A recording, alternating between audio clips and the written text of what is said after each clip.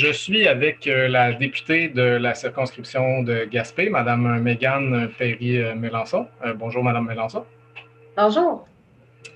Ma première question, ce serait quand vous avez appris qu'il allait avoir un couvre-feu, puis que ce couvre-feu-là allait s'appliquer à l'ensemble du Québec, notamment ici en Gaspésie, ça a été quoi votre réaction? Est-ce que vous compreniez? Est-ce que vous comprenez? Est-ce que vous appuyez d'abord cette décision-là du gouvernement? Il y a eu certainement de l'étonnement de notre part parce que moi et mes collègues, justement, on avait eu une rencontre là, avec notre chef, Paul Saint-Pierre Plamondon, et ce qui en était sorti, c'est qu'on priorisait vraiment une approche qui était plus, disons, personnalisée là, en fonction des portraits épidémiologiques, connaissant les réalités justement régionales comme la nôtre, où la transmission communautaire, elle est beaucoup moindre qu'ailleurs au Québec. On se serait attendu à une espèce de modulation dans les mesures qui allaient être annoncées par le gouvernement. On savait qu'il allait alors avoir un resserrement des consignes, des règles à respecter, mais on ne s'attendait pas nécessairement à subir le même sort que partout ailleurs au Québec où les situations sont plus critiques. C'est sûr que c'est de l'étonnement, mais encore une fois, on agit de bonne foi, on prend acte des décisions du gouvernement, qui connaît un peu mieux aussi toutes les données qu'il a avec sa cellule de crise, la santé publique qui lui donne ses recommandations. Alors, on aimerait peut-être connaître davantage quelle a été la décision, quel a été le raisonnement pour venir finalement à la décision d'un couvre-feu à l'ensemble du Québec. Peut-être que ça, on aurait avantage à nous l'expliquer. Parce que c'est un petit peu difficile à comprendre pour les gens de chez nous qui ont fait beaucoup d'efforts jusqu'à maintenant, sachant qu'on le fait, oui, nos voisins du Québec, ailleurs dans d'autres régions, on comprend ça, on a été très solidaires jusqu'à maintenant, mais là, ce serait peut-être le temps là, d'avoir une espèce de voir les fruits de ces efforts-là et que le gouvernement il y a des mesures qui sont appliquées en fonction des réalités régionales. Donc, nous, on veut absolument que le gouvernement évite le mur à mur. On l'a dit à plusieurs reprises durant cette pandémie. Et là, c'est vraiment ce que mon chef avait eu comme recommandation au premier ministre lorsque le premier ministre a rencontré les chefs d'opposition. Et malheureusement, on voit que le gouvernement a raté l'occasion de plus nuancer dans les mesures qu'il nous a annoncées. Et pour nous, ça, c'est peut-être une déception. Quoique nous ne sommes pas nécessairement en défaveur d'un couvre-feu. Il faudra juste qu'on voit ou qu'on nous explique quels seront les bénéfices de ce couvre-feu-là. Est-ce que vraiment ça a fait ses preuves ailleurs? Est-ce qu'on a été consulté en France où ça se fait? Mais il faut aussi savoir qu'en France, ça se fait dans certaines régions. Ce n'est pas toute la France qui connaît le même couvre-feu. Alors, peut-être qu'il y aura moyen de réévaluer. Entre-temps, ce 28 jours-là, est-ce qu'on pourrait le couper la poire en deux ou voir où on en est dans quelques jours quand on pourra évaluer les résultats? C'est peut-être ce que les gens s'attendent de M. Legault. Évidemment, fin novembre, on évoquait la possibilité de se rassembler aux fêtes en famille. En Gaspésie, on était en zone orange, donc techniquement, on pouvait quand même se rassembler en petits groupes familiaux. Puis, comme on le sait, ça n'a pas été possible, en fait, pendant les fêtes. Puis là, on tombe avec des mesures encore plus restrictives, malgré le fait qu'ici, le bilan épidémiologique n'est pas très élevé. Est-ce que vous pensez que la population a, en fait, la volonté de suivre les directives du gouvernement ou comprend assez bien ce que le gouvernement veut faire pour pouvoir appliquer ces mesures-là qui sont, somme toute, très restrictives là, quand même? Si je me fie aux autres mesures qu'on nous a annoncées, la grande majorité suivent toujours les consignes du gouvernement, puis c'est vraiment ce qu'on demande. Moi, en tant qu'élu, je ne demande pas autre chose que d'y aller avec les décisions qui sont prises par le gouvernement et faire notre effort collectif et continuer de le faire pour le bon fonctionnement de notre système de santé, de nos travailleurs qui, on le rappelle, là, diminuent de jour en jour. On a de moins en moins de ressources pour travailler et les hospitalisations sont en augmentation. Des infirmières, des préposés aux bénéficiaires, toutes les ressources du système de santé présentement sont limitées et diminuent même avec les congés de maladie, les grossesses et tout. Donc, il faut faire extrêmement attention. Moi, je pense qu'il faut oui, y aller avec les mesures, le confinement, le couvre-feu, tout respecter. que là, moi, la frustration que je sens sur le terrain, c'est tout ça. C'est dans le message. On nous a dit, même si on était en zone orange et dans une situation un peu moins précaire, ben, qu'il fallait faire cet effort-là durant le temps des fêtes, ce qui a été fait, et on le voit avec les résultats qu'il n'y a pas d'augmentation importante du nombre de cas. Donc, j'imagine que nos efforts ont été faits de ce côté-là. Et là, on entend le premier ministre nous dire, ben, il n'y a pas eu assez d'efforts, donc on replonge le Québec dans un confinement alors qu'on était censé revenir en zone orange.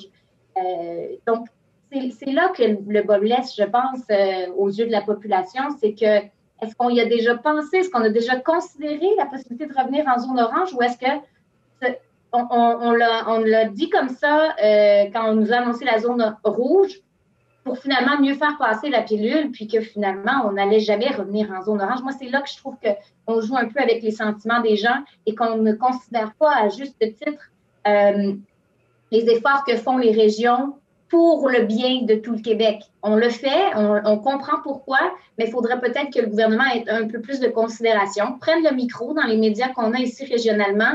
La ministre de la Région, Marie-Ève Proulx, et les autres ministres concernés pourraient venir nous expliquer un peu mieux et juste montrer, faire preuve de compassion. C'est pas compliqué, là. Il n'y a pas eu un mot sur les régions moins touchées dans le point de presse de M. Legault hier. Ben, je pense qu'on aurait pu les féliciter et leur dire, bien, on comprend qu'on vous en demande beaucoup, mais c'est pour le bien de toute l'économie, de tout le Québec, finalement. On comprend, mais il faut qu'on nous l'explique bien. Puis, je pense que c'est là qu'il y a eu une faille.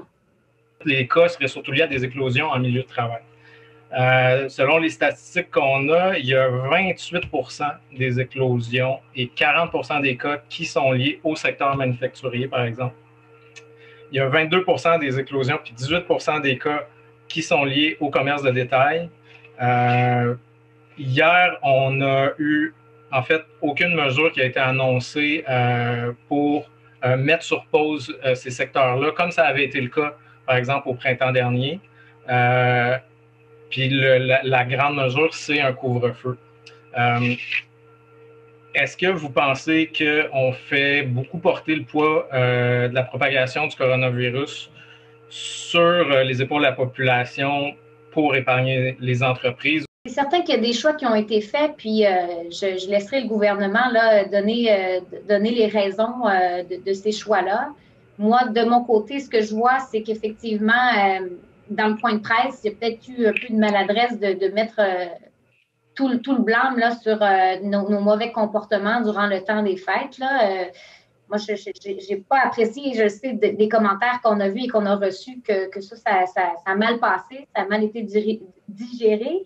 Et les entrepreneurs, ben, on comprend que oui, il y avait beaucoup de difficultés de gérer là, toute l'accumulation ou les retards qu'on prenait dans les contrats, puis les échéanciers, puis c'est une très grande chaîne qu'on venait briser.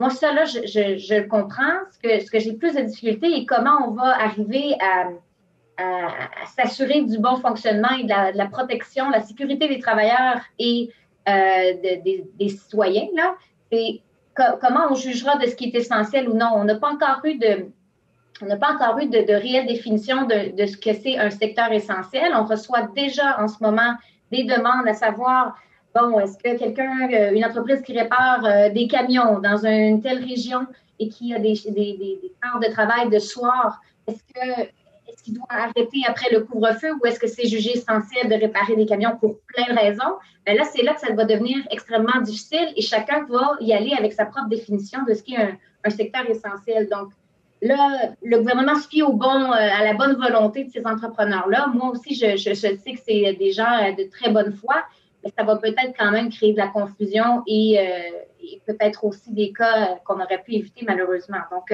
peut-être clarifier là, ce côté-là est moins clair et il ne l'a pas été du tout durant la conférence de presse. En Gaspésie, puis particulièrement au Gaspésie, on n'a pas beaucoup de grandes installations manufacturières.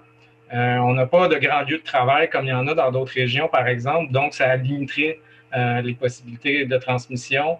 Je vous pose la question comme ça. Je ne m'attends pas nécessairement à ce que vous ayez la réponse. Mais est-ce que vous pensez que ça peut avoir été un facteur, en fait? Puis qu'encore une fois, là, ici, on a peu de cas.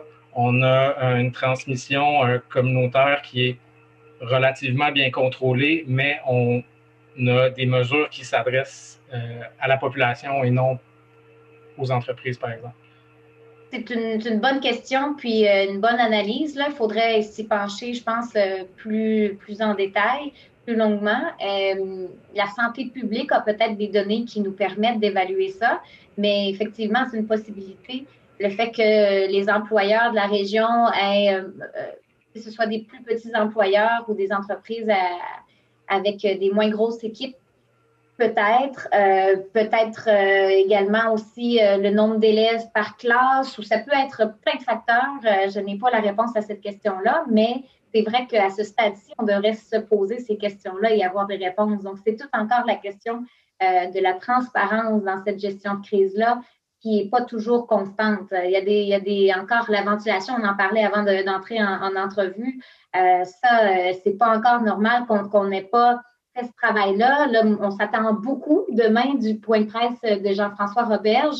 On espère qu'on sera rassuré de ce qui a été mis en place pour préparer le retour en classe, mais permettez-moi d'être un peu sceptique là, par rapport à toute la question de la ventilation et tout. Donc, il y a encore beaucoup à nous prouver là,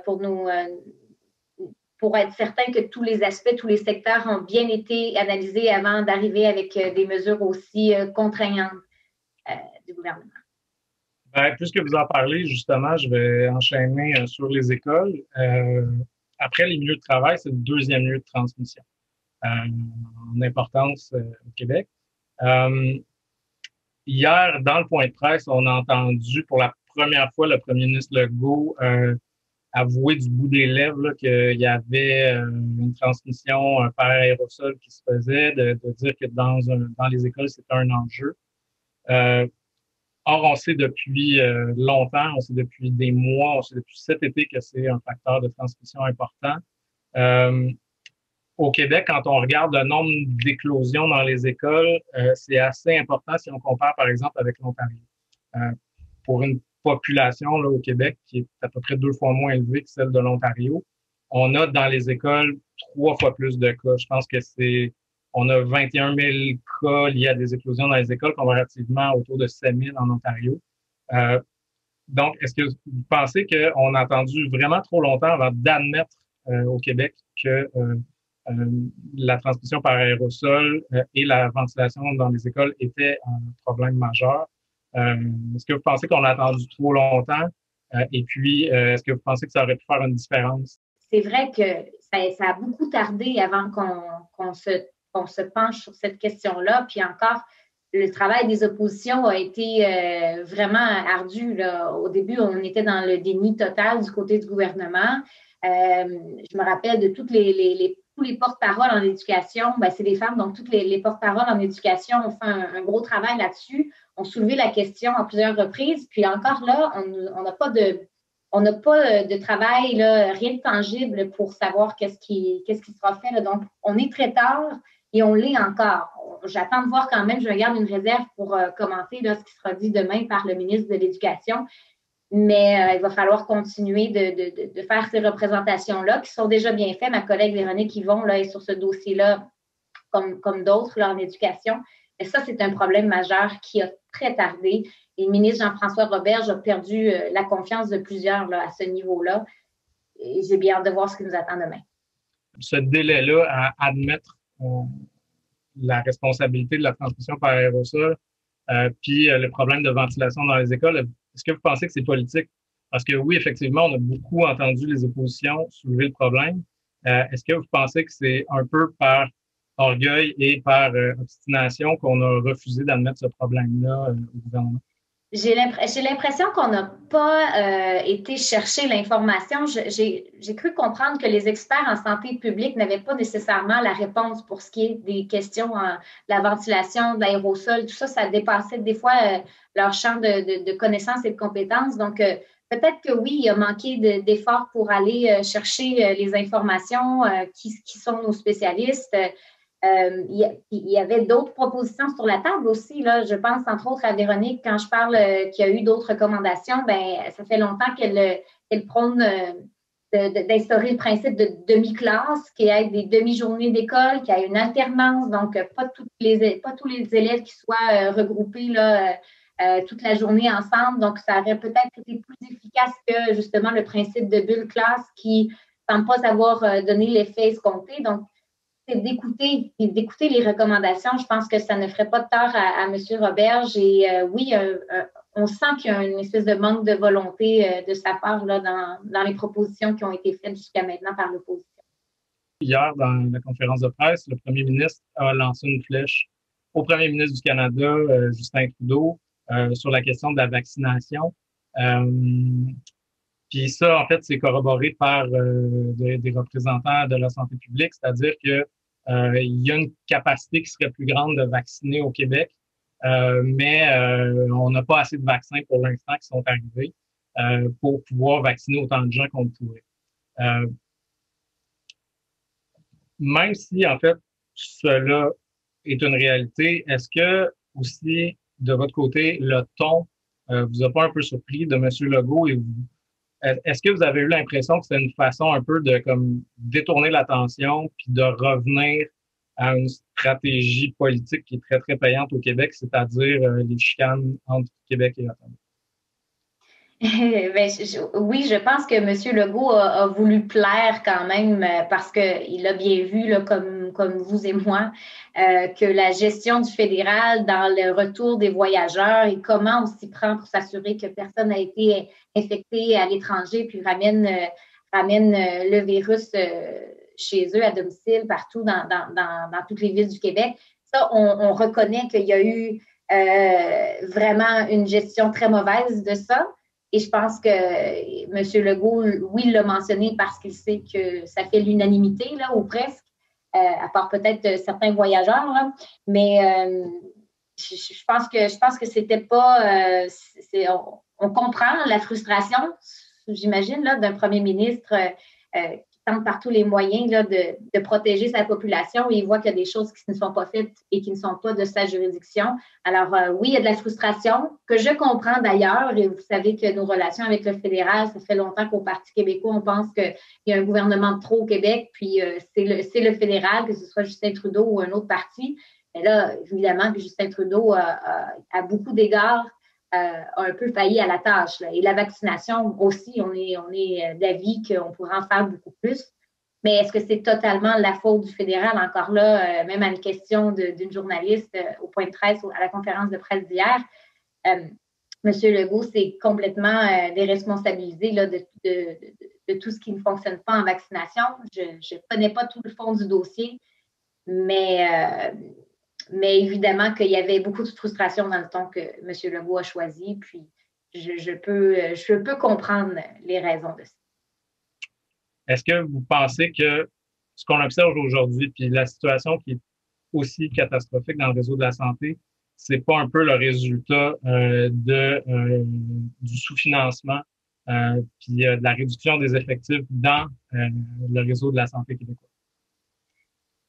Oui, pour la réponse courte est oui.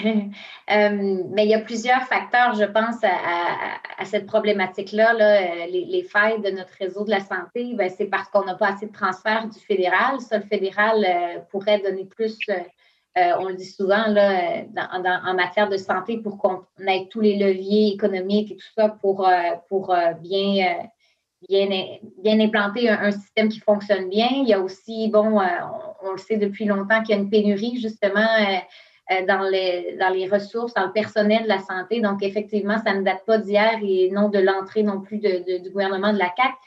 Mais il n'y a rien qui a été vraiment fait pour lancer des grandes campagnes de recrutement ou d'avoir des incitatifs pour avoir plus de préposés aux bénéficiaires, d'infirmières. C'est encore le cas. Les classes de soins infirmiers sont vides. Pas beaucoup d'élèves qui terminent là, leur formation.